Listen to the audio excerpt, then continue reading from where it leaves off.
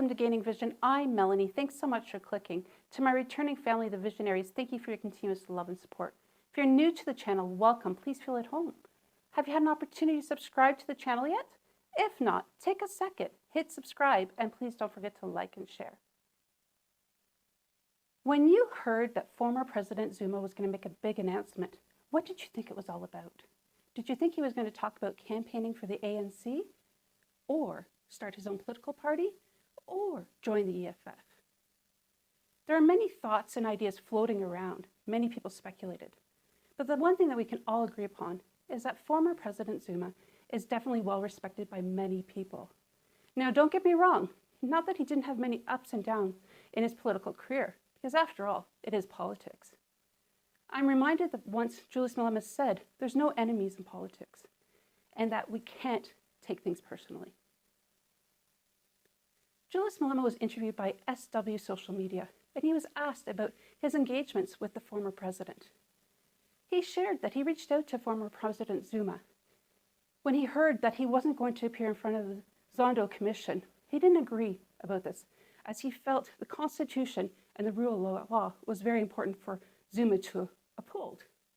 He felt it was important that South Africans saw that when a court made a decision, that you needed to comply.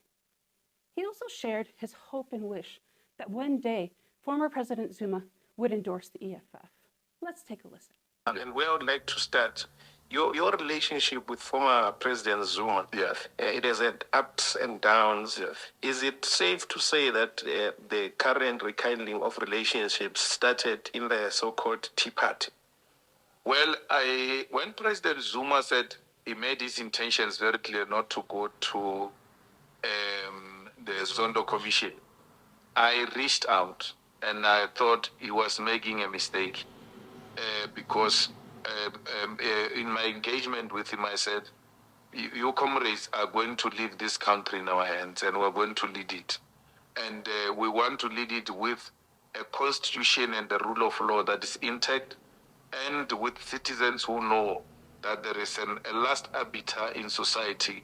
Once it has gone to court and the court has made a pronouncement, there is no any other way. We must comply with what the court said. And that's when the Tea Party meeting happened. And we engaged, and we continue to engage with President Zuma. My intentions are, even if I don't get him to join the EFF, I want him to endorse the EFF, because any other thing will not be consistent with what he stood for and what he represented. We disagreed with President Zuma, like we should do with anyone, like people should do with me, on principal issues, and it must never be personal.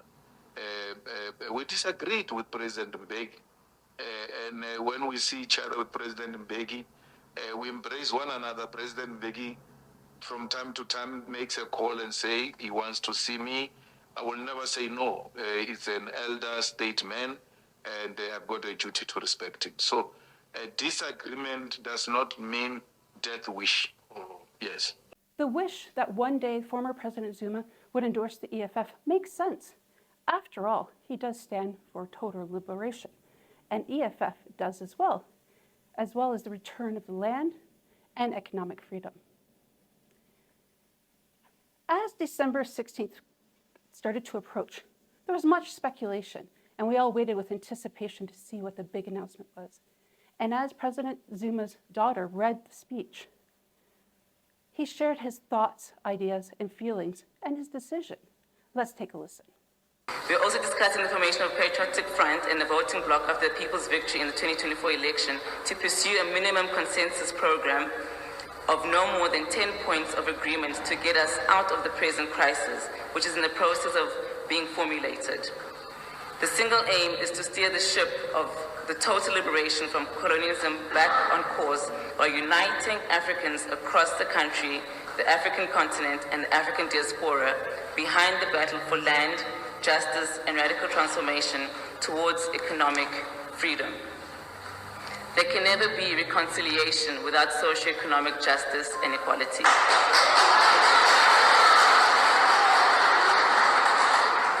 To explain the necessity for taking these steps, and in particular for choosing the vehicle of Mkhonto-we-Sizwe Party in pursuing our freedom from the present capture by white monopoly capital and the enemies of our people operating among us, I can only quote the founding statement of Mkhonto-we-Sizwe on 16 December 1961. The time comes in the life of any nation where there remain only two choices: submit or fight. The time has now come to South Africa. We shall not submit, and we have no choice but to hit back by all means without our power in defense of our future and our freedom. The statement was true on 16 December 1961. It took great courage for former President Zuma to make this announcement and to decide to vote for MK.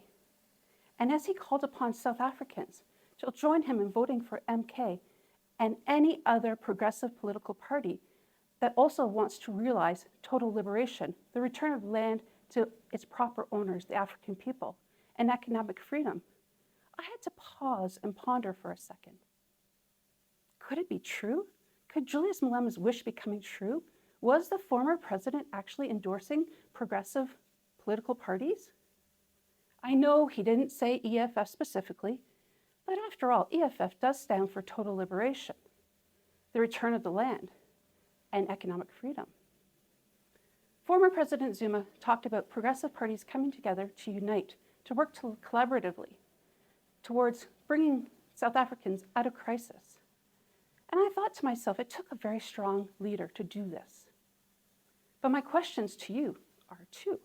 First, what are your thoughts about the former president's announcement? And secondly, do you agree with me that perhaps former President Zuma endorsed progressive political parties and EFF? I'd love to hear your thoughts and ideas. Drop your comments below and let's have a conversation. Until next time, we'll see you later. Bye.